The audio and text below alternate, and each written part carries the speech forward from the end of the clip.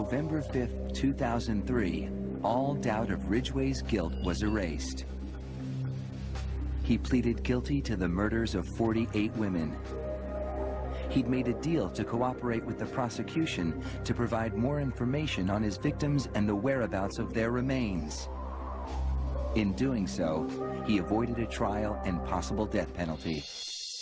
Mr. Ridgway, how do you plead to the charge of aggravated murder in the first degree as charged in count 1 for the death of Wendy Lee Caulfield? Guilty. How do you plead to the charge of aggravated murder in the first degree as charged in count 2? Guilty. Guilty. Guilty. It's like he didn't have any remorse at all for what he had done. You know, he'd killed so many people, he didn't remember who they were, what they looked like. I just couldn't believe that somebody could kill all those people and not remember them. Neither could the angry relatives of his victims, who were invited to speak in court when Ridgway was sentenced to life without parole on December 18th, 2003. You had said your memory, when it comes to all of the women you took, was gone. Our memory is not.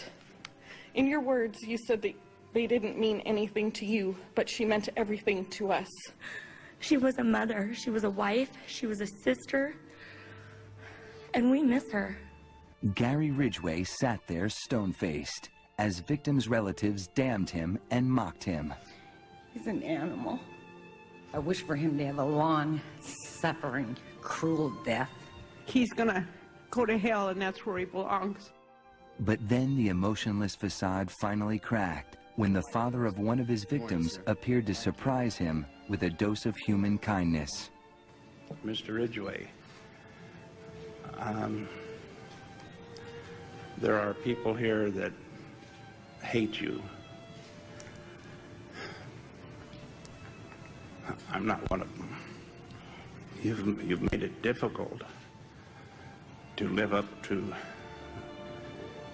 what I believe, and that is what God says to do, and that's to forgive. You are forgiven, sir.